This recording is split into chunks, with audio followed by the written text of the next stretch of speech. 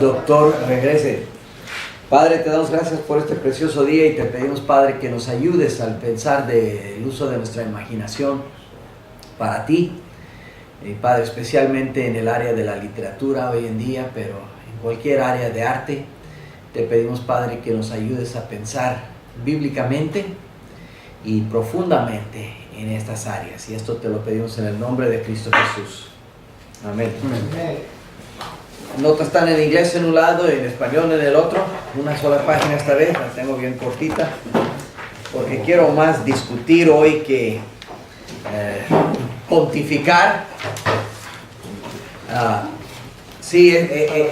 Vamos a empezar con la observación de este libro, Arte y la Biblia, de Francis Schaeffer, un libro corto, un libro muy... este es en inglés, pero... Sí, está en español. El que quiera ese libro, tengo en PDF, se los puedo enviar. Arte y la Biblia por Francis Schaeffer. $5.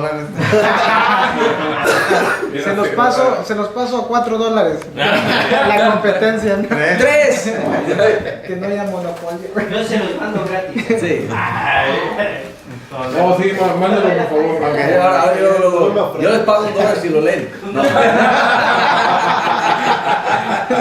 Muy bien, eso estuvo mejor. Pero no lo voy a hacer. No. Pero vamos a comenzar. Este libro, claro que corto y tratamiento muy popular, no muy académico, sobre cosmovisión bíblica y el arte.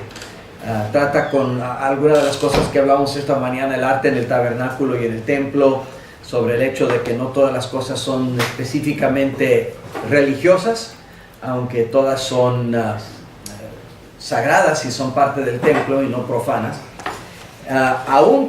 Y vemos en la Biblia un ejemplo, y lo menciona el libro, de un objeto de arte que empezó con un propósito sagrado, pero que después fue destruido porque la nación lo profanó. ¿Se acuerdan cuál fue en la Biblia ese objeto de arte?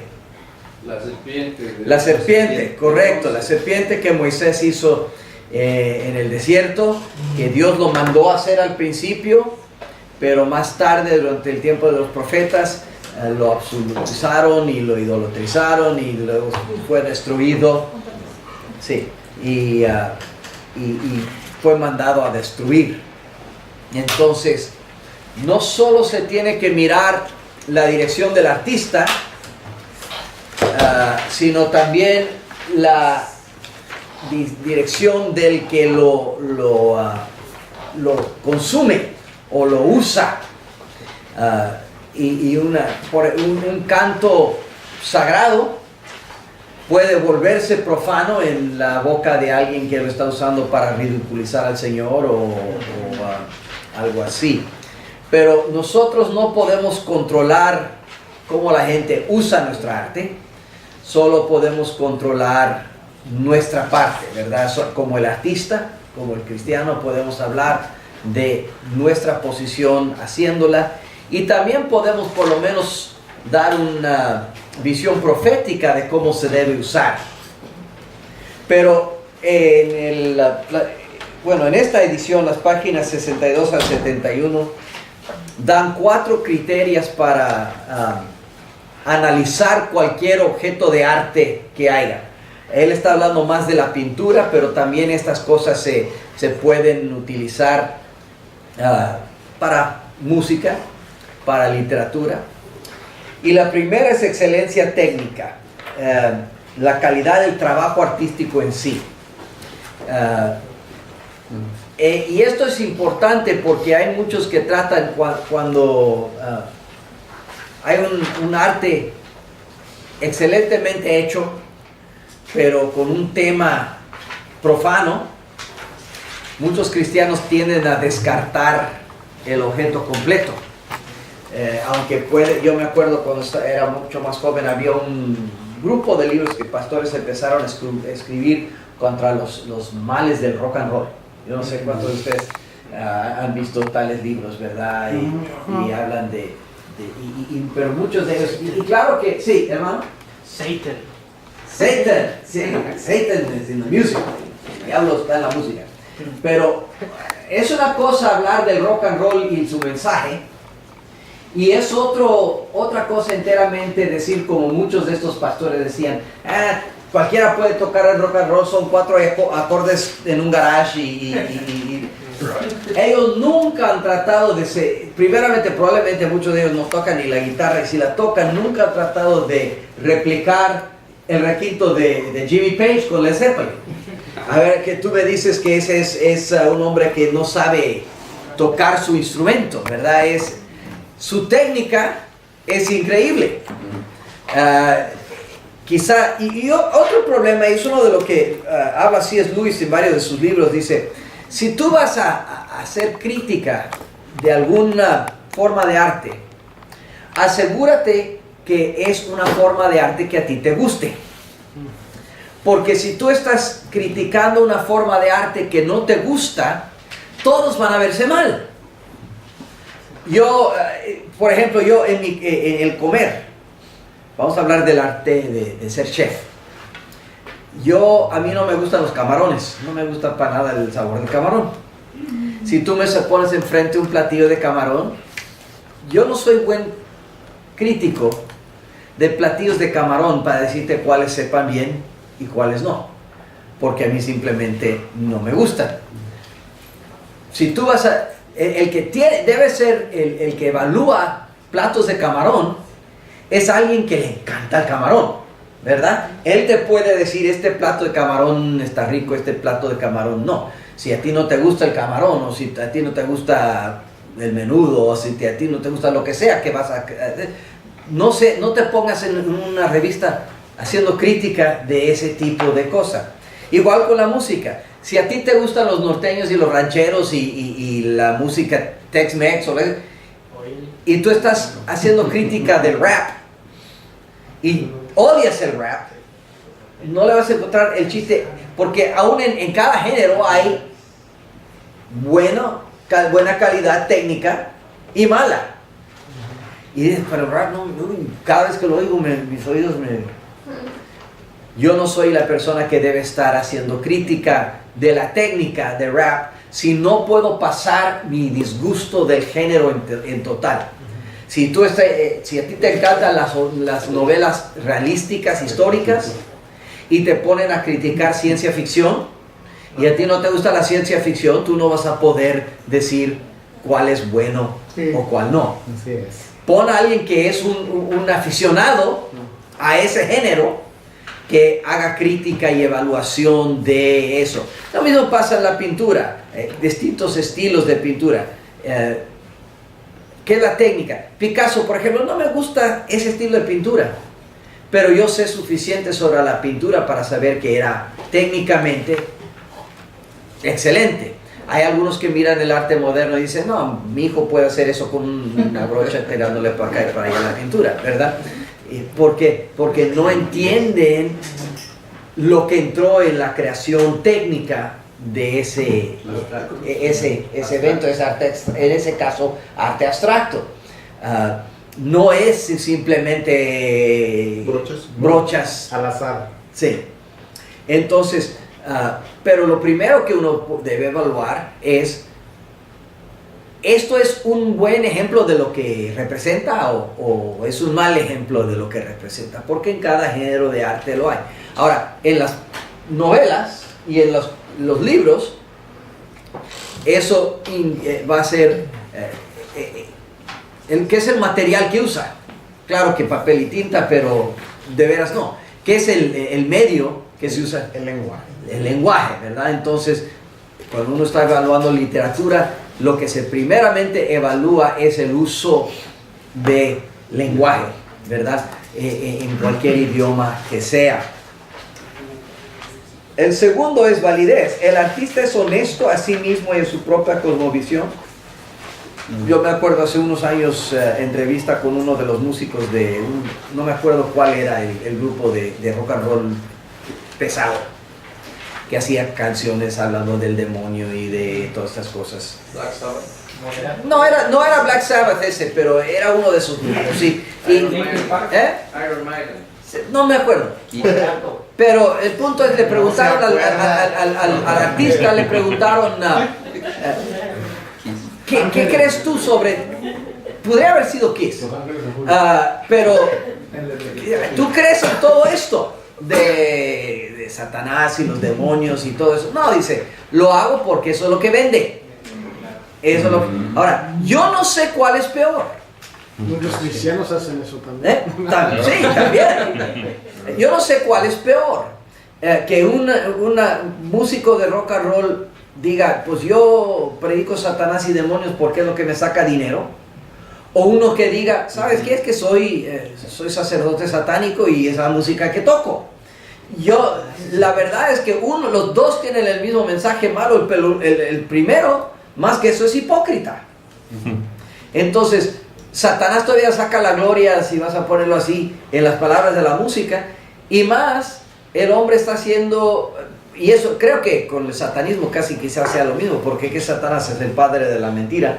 Entonces, que un hombre haga eso no es satánico por religión, pero es satánico por mentiroso y por práctica. Como muchos cristianos somos ateos en práctica a veces. Es satánico por ambición. Entonces, él no es íntegro. Yo he conocido personas que son musulmanes, budistas, cualquiera, que hacen música que va de acuerdo a su cosmovisión. Estoy en desacuerdo con su cosmovisión, pero por lo menos yo puedo decir, esa persona está congruente con lo que está él hablando. Pero igual como dijo, sí, también hay cristianos, y no ni cristianos, a veces no son cristianos, pero están escribiendo música cristiana. Ahora, eso entra a áreas grises. Por ejemplo, ¿se puede hacer música cristiana simplemente a nivel comercial? Un cristiano. Tú ves los mejores himnos. Gracia Abundante, Santo, Santo, Santo. El que más pienso ahorita es Alcancé Salvación. Castillo fuerte es nuestro Dios. Firme hacia adelante. Firme hacia adelante viene a otro tema. Firme hacia adelante fue hecho. Algunos de nosotros, por ejemplo, Alcancé Salvación, nació de una tragedia.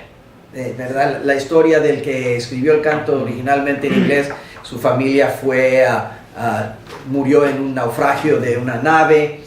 Una persona sobrevivió, dijo, yo estoy aquí sola. Y desde la profundidad de su tragedia salió ese canto.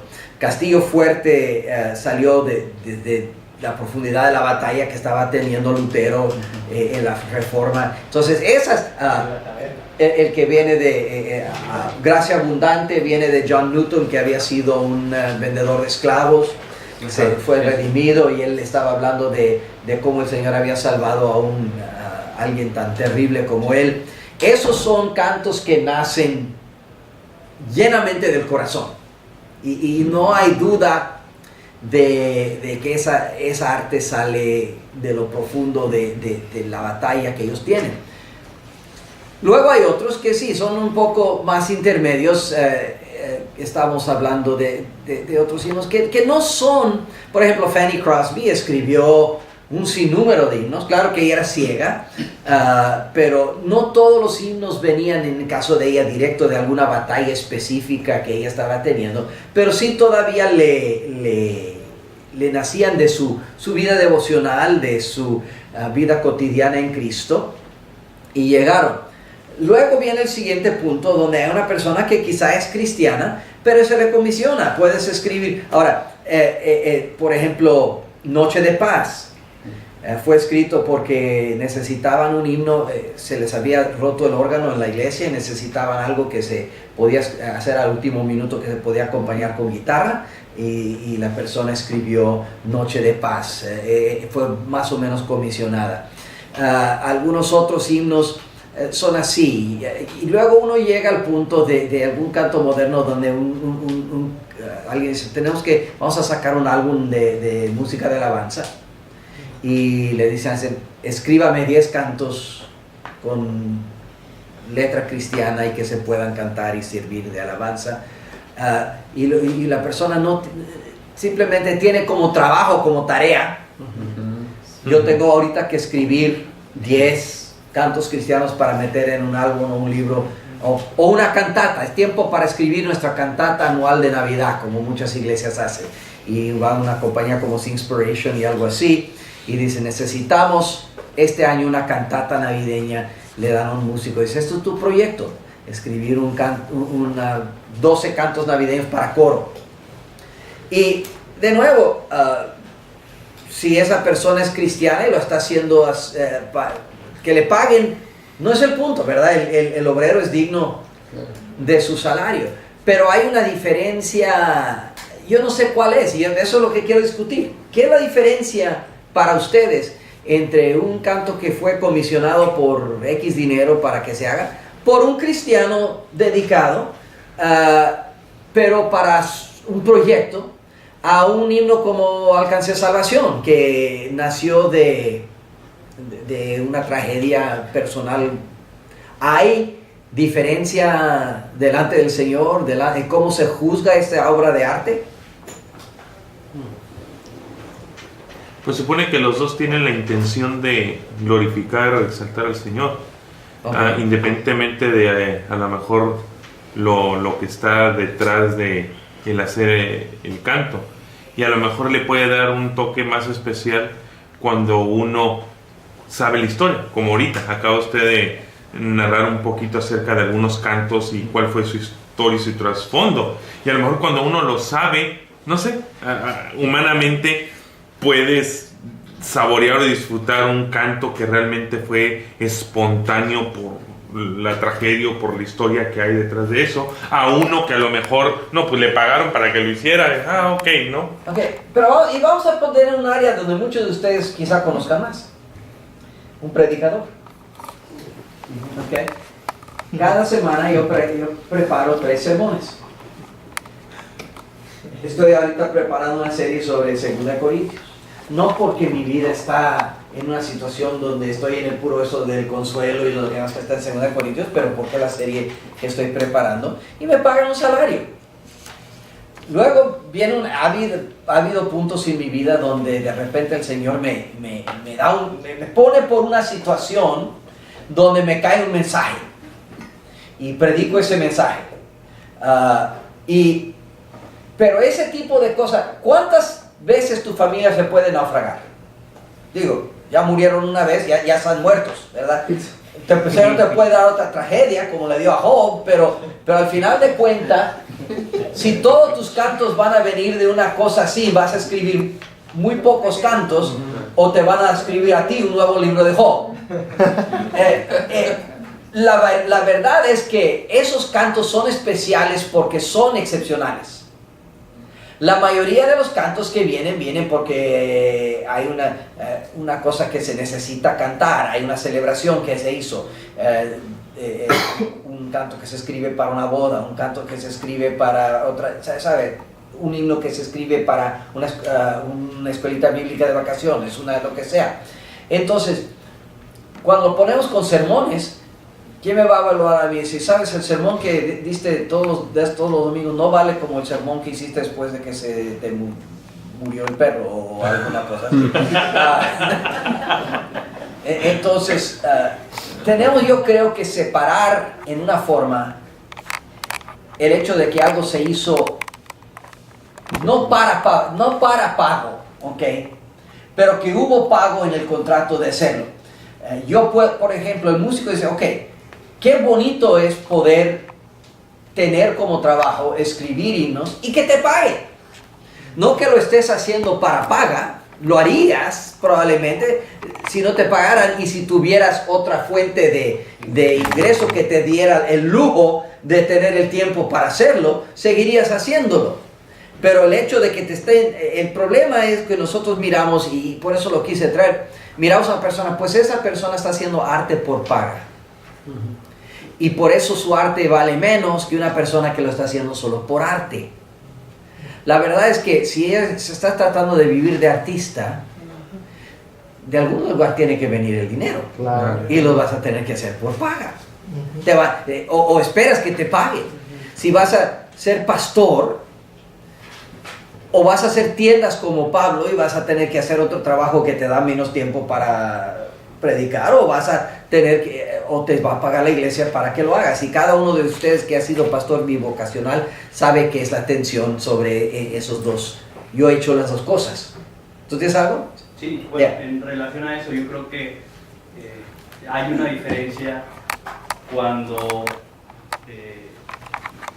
ok, si me pagan, entonces voy a hacer un trabajo mejor que si lo hago, si la paga es menos, ¿no?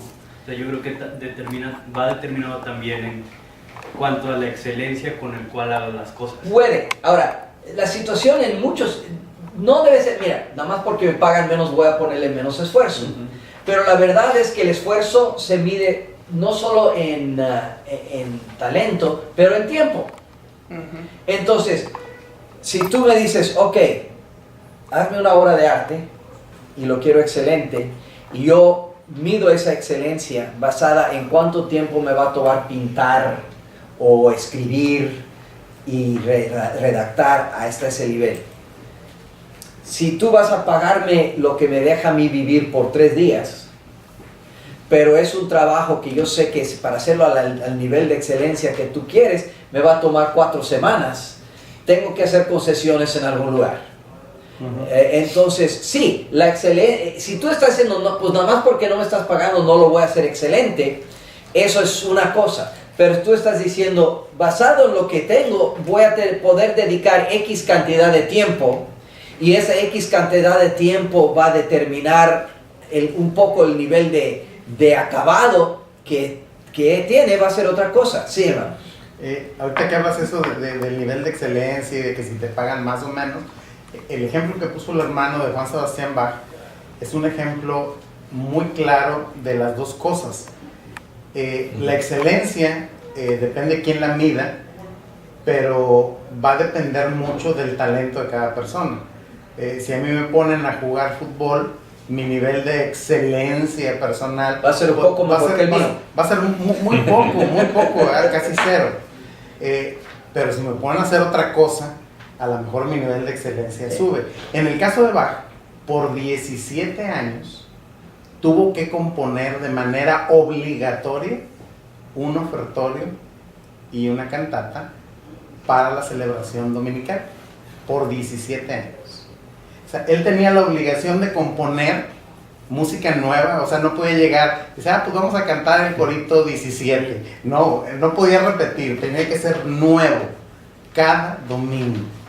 Y sin embargo, cuando tú revisas sus oratorios, en lugar de decir, pues ya voy 10 años, qué aburrición, iban siendo mejores cada vez. El mejoraba. Y le ponía más énfasis en hacerlos, los hacía cada vez más largos, más floridos, y sobre todo experimentaba con ellos. Haciendo oratorios y haciendo cantatas, fue como ideó hacer su obra maestra, que es el arte de la fuga. Sí.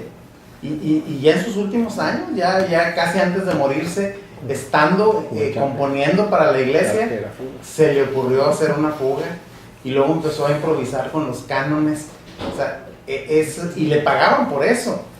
Y el hecho que le pagaran no dijo, no, pues voy a hacer con lo que salga. No, trataba de ir mejor. Esa es la cosa. Pero el hecho es, sí, le dieron el pago para él, le dio el lujo para poder concentrar su tiempo en eso. Y como cualquier arte que tú le pones las ganas, lo más que tú lo haces, lo mejor que lo haces.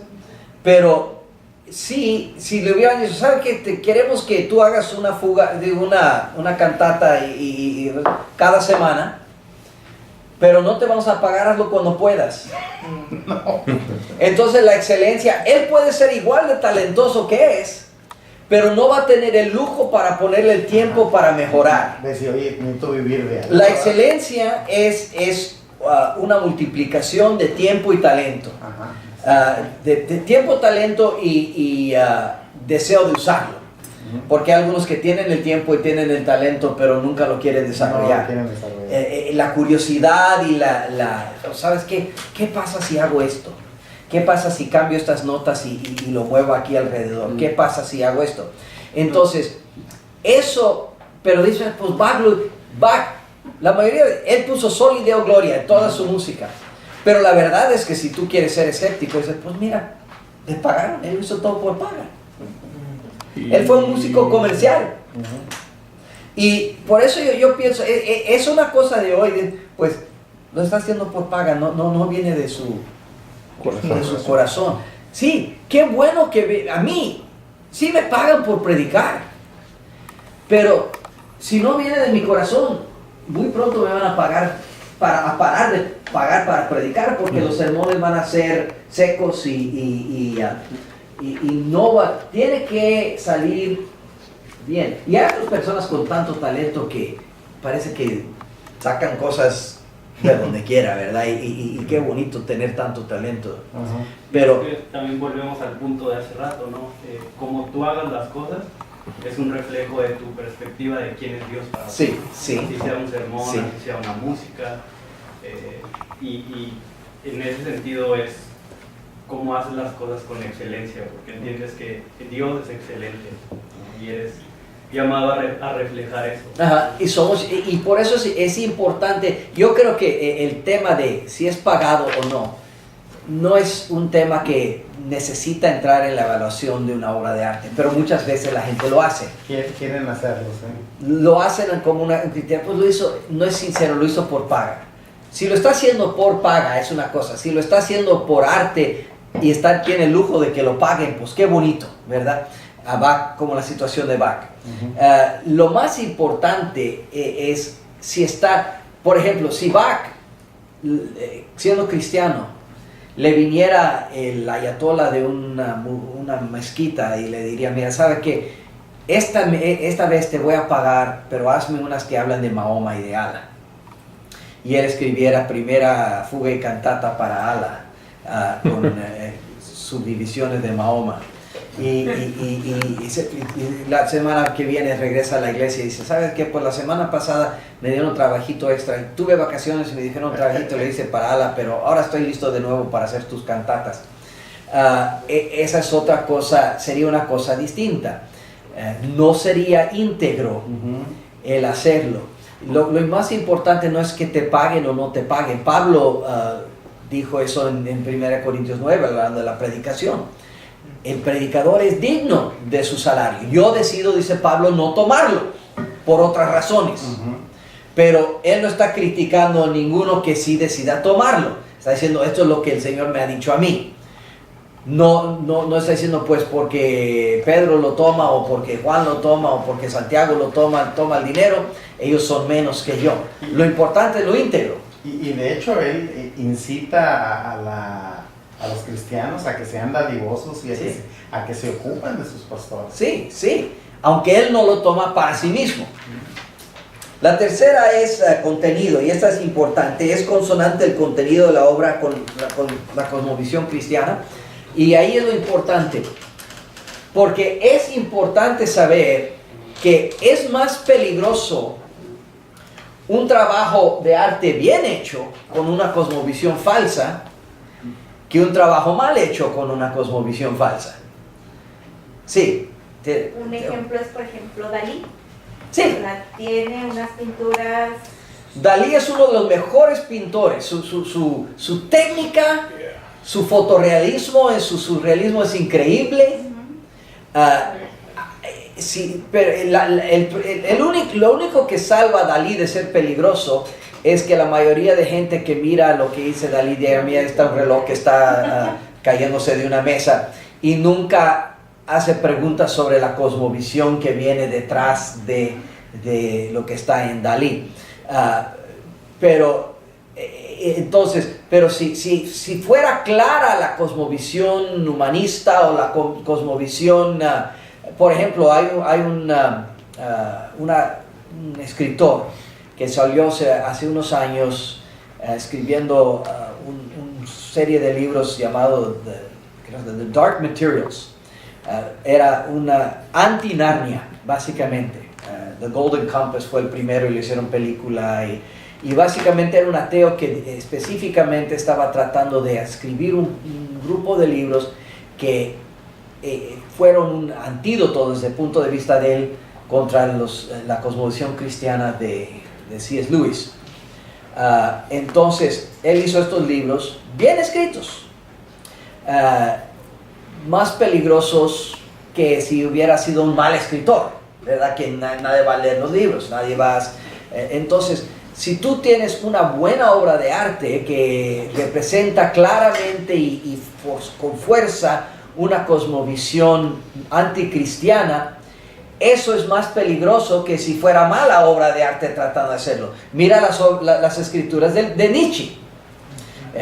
Friedrich Nietzsche era terrible y peligroso ateo, no por su filosofía, porque su filosofía es como filosofía de muchos ateos, pero porque Nietzsche sabía escribir.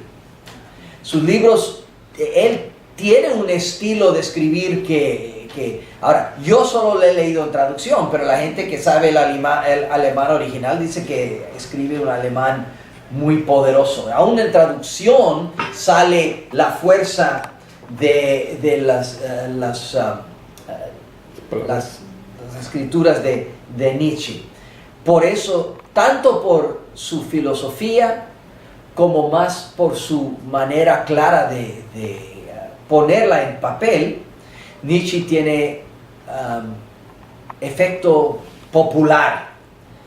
Dewey, al otro lado, increíble filósofo, increíbles ideas, pero nunca va a alcanzar sus propios libros nunca van a alcanzar un gran nivel. ¿Por qué? Porque están obtusos, están oscuros, están difíciles de entender. Ni él se entendía. Lo que yo pienso. Entonces, Dewey necesita un C.S. Lewis que popularice sus ideas.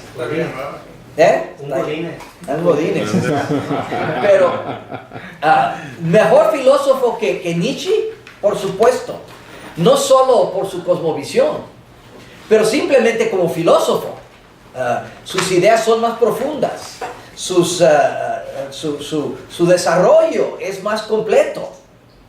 Pero en efecto, a la cultura en general, le tenemos que dar el sombrerito, el inclinar a Nietzsche, porque pues lo escribió con una claridad y una fuerza de pasión que agarró a una generación y aún fue uno de los motivadores de todo lo que hizo Hitler, porque sabe agarrar el corazón y por daño. Si Nietzsche hubiera escrito como Dewey, nunca hubiera pasado probablemente la Segunda Guerra Mundial. Porque mucho de lo que Hitler escribió en Mein Kampf fue popularización de las cosas que Nietzsche dio. Entonces, él fue demasiado bueno con sus palabras. Como obra de arte, su trabajo tenía, obra de literatura, su trabajo tenía mérito. Mérito muy peligroso por el hecho de que su cosmovisión era tan terrible. Y cuarto, integridad. ¿Está de acuerdo el vehículo y el mensaje?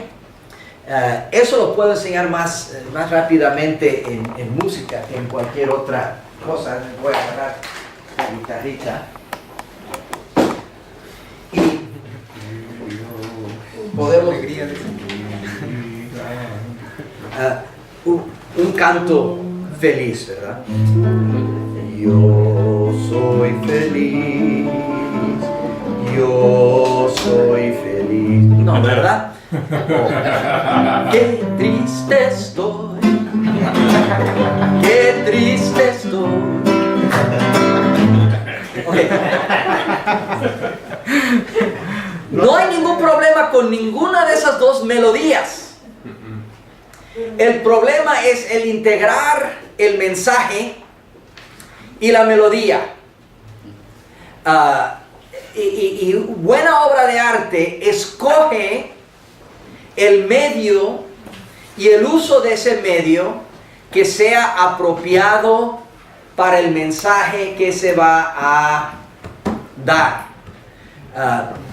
Eso es uno de nuevo, se ve mucho en la música, pero por ejemplo, también en el arte hay varios distintos, digo, en la literatura, hay distintos géneros, ¿verdad?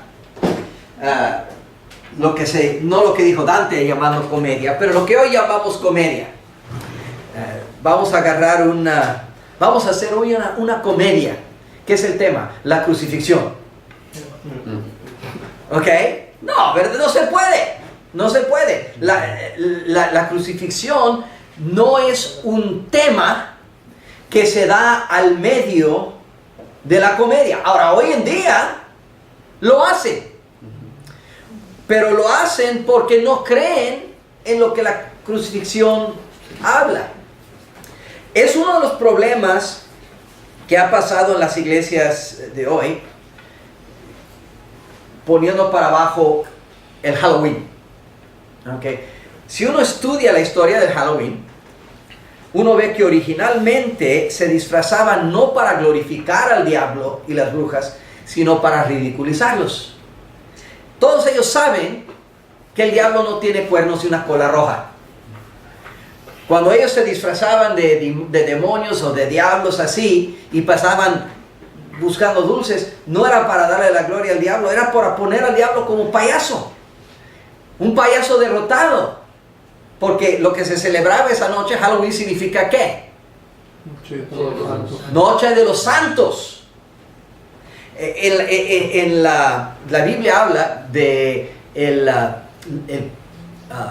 ¿cómo se llama? La procesión, que vamos a tener una procesión de triunfo. Lo que hacían los romanos en ese entonces es que si habían ganado a los enemigos, tenían un desfile, y los enemigos se burlaban de ellos, los hacían desfilar disfrazado de algo ridículo, y todos les tiraban tomates y cosas así para para humillarlos. Y esa era la idea, es lo que hicieron los guardias con Cristo cuando lo vistieron de púrpura, y pusieron corona, y pusieron la vara que después le pegaron, le pusieron la mano como un cetro. Lo estaban disfrazando de lo que él pensaba que era desde el punto de vista de ellos, y se estaban burlando de él y lo llevaban de frente del público para hacer burla. El Halloween originalmente tenía eso. ¿Cómo puedes tú temer un ser que se viene saliendo con su colita y ya está pidiendo dulces, el demonio? Era una forma de traer, es decir, tú no tienes que temer. Si eres cristiano, esta es la noche de los santos. El demonio es algo no de temor, pero de burla. Entonces ahí empezó el Halloween. Era una comedia diciendo, Satanás, lo que quiere Satanás es que tú, ¡ay, el diablo, el diablo, el diablo, el diablo! Ahora el diablo es un niñito con cuernos que va pidiendo dulce por donde quiera. Un objeto de ridiculez, de burla. Pero los cristianos dicen, no, estamos glorificando al demonio. No, depende de cómo tú presentes. Pero entonces los del mundo hacen eso con la crucifixión. Tienen como algunas de las cosas que decían Monty Python y otros, donde se burlan de temas cristianos. Si el cristiano va a escribir comedia, hay muchas cosas de las cuales es probablemente correcto burlarse. Dice el Salmo de Dios que de las naciones, ¿qué hace Dios? Se ríe. Pero de nuevo, uno tiene que poner el tema con su forma de arte correcta. Si un canto, por ejemplo, una de las cosas que a mí como músico me vuelan las tapas, es cuando viene el tiempo navideño y agarran un canto como Santa la Noche y lo ponen a un ritmo jazz con el saxofón bien sexy y toda la cosa, ¿sabes? Y no es que yo tenga problema con un saxofón sexy. Está fuera de contexto. Está fuera de contexto. Sería muy raro si tuviera problemas con el saxofón sexy. El saxofón.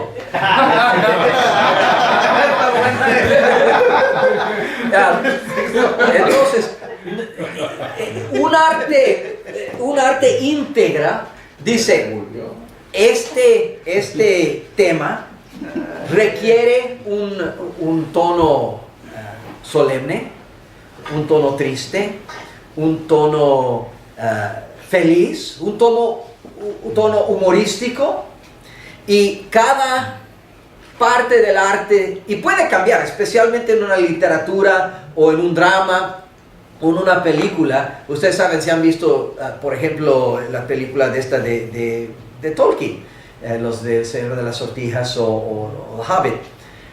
En muchas partes son muy serias, ¿sí? Pero luego viene una parte donde entra algo con el enano ese Gimli y Legolas.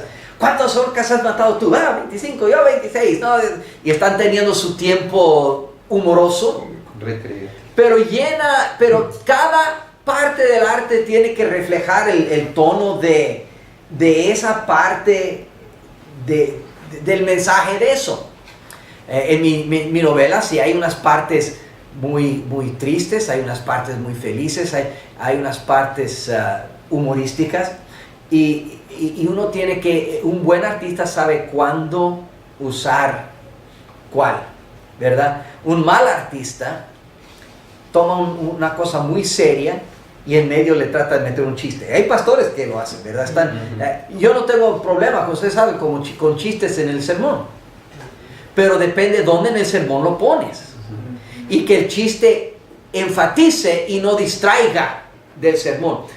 Tuve un copastor en una iglesia donde estuve yo por un rato, que tenía el mal hábito de meter chistes en el sermón, no solo que no tenían que ver con el sermón, pero que ni eran buenos chistes. faltaba la técnica y faltaba la integridad.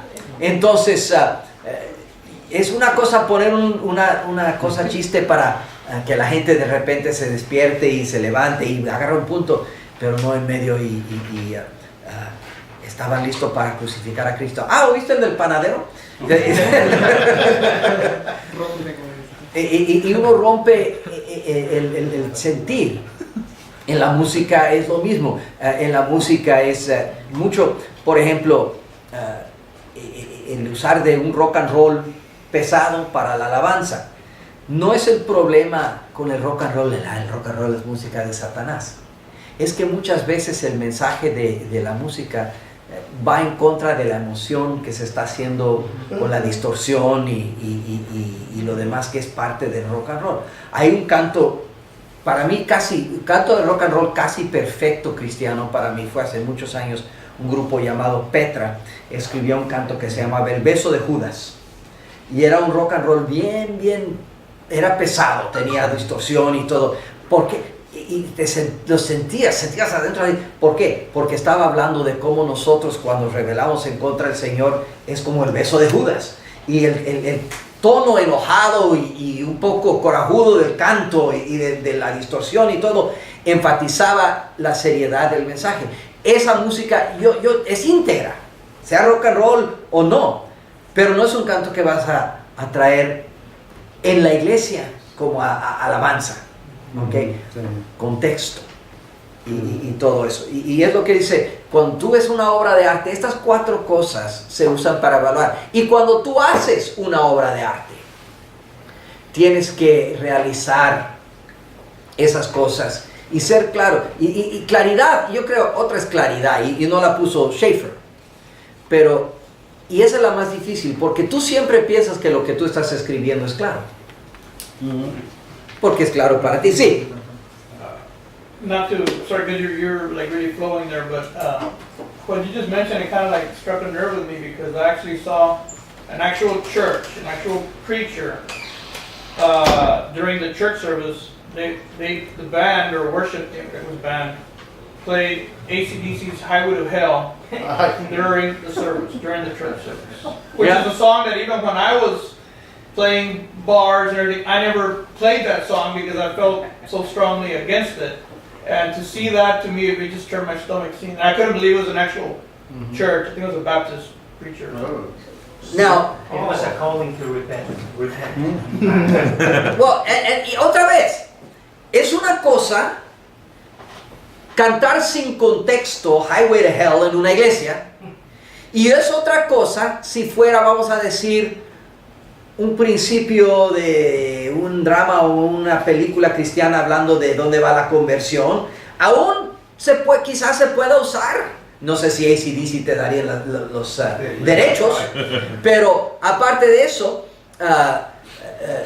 por ejemplo, yo he dado seminarios sobre rock and roll en una iglesia, donde como ejemplo yo he tocado parte del canto Highway to Hell, para enseñar ese tipo de cosas. Pero hay un contexto, no simplemente sacarlo y ahí durante un servicio donde todos están adorando, decir, I'm on the highway to hell. Okay. I didn't bother seeing the rest of the service, put it that No, way. that's it, but your point is right. It has to be explained if it's going to be used at all. And I probably would never use, I don't think I'd use it in a regular service. Yeah. If I was doing a seminar on rock and roll and I had it, Yeah. use it. You Yeah, know? that's And it might be in the sanctuary, because again, el santuario no es santuario, es el lugar donde se están haciendo reuniones para X propósito. Pero en un servicio, no hay necesidad de concentrar la mente de adoradores en la posibilidad que alguien pueda estar yendo en la carretera, el expressway al infierno. Y a mí también yo querría, I'm on the highway out of your church. Yeah. Integridad. ¿Cómo? ¿Para qué? Todo desde el punto de vista del artista.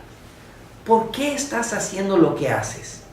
Es un problema que yo tengo, no es arte, pero con esta protesta que está pasando recientemente en el NFL, en el fútbol, donde la gente se está arrodillando durante el himno nacional. Vamos a dar por argumento que el mensaje que ellos están protestando o teniendo protesta por este mensaje está correcto. No vamos a argumentar por ahorita eso. Okay. Que de veras muchas personas de minoría y de color están siendo injustamente muertos por los policías y que todo esto está pasando y que está pasando a un nivel en este país más grande que en otros lugares. Y vamos a dejar eso al lado ahorita. Vamos a decir para el argumento que ese mensaje está, que están en lo correcto al decir eso. Una protesta tiene que tener dos cosas. Uno, tiene que ser claro en lo que estás protestando. Y segundo, su objeto debe ser ganarte a su lado. ¿No crees? ¿Qué está haciendo lo que están haciendo? Primeramente, si tú le preguntas a la mayoría de la gente en la calle que le gusta el fútbol americano, ¿por qué se están arrodillando la gente en el fútbol? ¿Qué crees que te van a decir la mayoría de la gente? También contra Trump. No sabe, Donald Trump. Te van a decir Donald Trump. No empezó como una protesta en contra de Donald Trump. Se volvió sobre Donald Trump cuando Donald Trump empezó a hacer su tweet. Pero empezó como una protesta en contra de la injusticia, vamos a ponerlo en comillas o no, de los policías. Pero ahora, primero, nadie sabe por qué están protestando.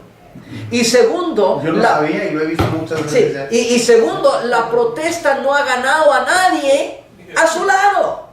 Está dividiendo. Los que ya estaban diciendo que están haciendo mal los policías todavía están de ese lado, pero yo no creo que ni una sola persona mirando a eso ha dicho, sí, sabes que están en lo correcto, voy a ir de su lado y ahora estoy también yo en contra de los policías. Ahora, de otro lado, se acuerda, la mayoría de nosotros no nos acordamos muy bien, pero cuando Rosa Parks se fue al fondo del autobús, se fue al frente del autobús en vez de irse atrás como debía en los días cuando la persona negra no podía viajar al frente del autobús. Esa protesta era clara y esa protesta ganaba a la gente porque decían, sí, ella merece como nosotros sentarse al frente del camión cuando hay espacio al frente del camión. Ganó gente, no alguien, no los desalentó, no los quitó de ahí. Esa protesta fue bien pensada, bien ejecutada y cambió las razas, las religiones de raza en este país. Lo que están haciendo ahorita todos está simplemente destruyendo los domingos de muchos con coraje, poniendo más coraje y no está ganando a nadie para su punto de vista. Lo mismo pasa con obra de arte. Pero una pregunta, pero si ellos tienen en claro lo de la protesta, ¿no? Y dicen, pues estoy en desacuerdo que pues simplemente traten a otras personas, pues no lo traten correctamente y están protestando. Pues se supone que ellos tienen algo muy claro, ¿no? Lo que están haciendo. Para ellos es claro, pero nadie, el protesta, está el que está protestando, Lutero. Aquí estoy. La Iglesia Católica estaba totalmente clara en lo que Lutero estaba protestando. Él protestó, lo excomunicaron y los asuntos eran clarísimos, de los dos lados. Nadie estaba en desacuerdo sobre cuáles eran los asuntos. Estaban en desacuerdo cómo se deberían resolver, pero los asuntos estaban claros. Este asunto no está claro en la mente. Que hubiera sido terrible si la protesta hubiera sido claro en la mente de Lutero, pero no claro en la mente de la Iglesia Católica. Yo lo vi en el estadio arrodillarse a la hora del himno y me extrañó, pero no supe por qué. Porque no traen un letrero, claro que no. No dicen nada, nomás se arrodillan.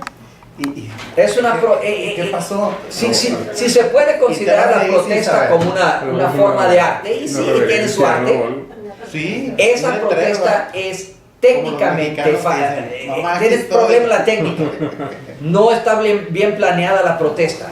Falla en el punto número 1 aquí de eso. Sea íntegro, sea lo demás, falla en la excelencia técnica, no fue bien, y empezó sentándose el Colin Kaepernick, no arrodillándose, solo se arrodilló después de que vino la presión que estaba nada más sentado.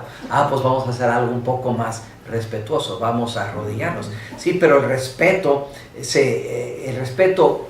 acostumbrado es pararse con la mano sobre el corazón. Eso es la forma que se enseña respeto al himno nacional aquí en este país. Excepto si eres militar, en cual caso haces el saludo militar. Entonces, si tú tienes un protocolo ya determinado, por ejemplo, en la liturgia, hay tiempos en la liturgia de muchas iglesias donde uno se para, donde uno se arrodilla, cada cosa en su lugar. Si yo determino, ¿sabes qué? Yo voy a protestar contra la iglesia. Cuando todos se paran, yo me arrodillo, y cuando todos se arrodillan, yo me paro. Y estoy respetando al Señor porque todavía estoy haciendo algo. No, tiene su protocolo. Ya se ha determinado que el respeto al himno nacional de Estados Unidos, se para uno y se pone la mano sobre el corazón. Si uno es militar, uno se para y hace el saludo militar. Esa es la forma prescrita. Cualquier otra cosa es, por definición, de falta de respeto, porque no está hecha como la sociedad ha determinado que se hace en esa situación. Entonces, es una forma, si se hace de nuevo como obra de arte, es una falta de respeto.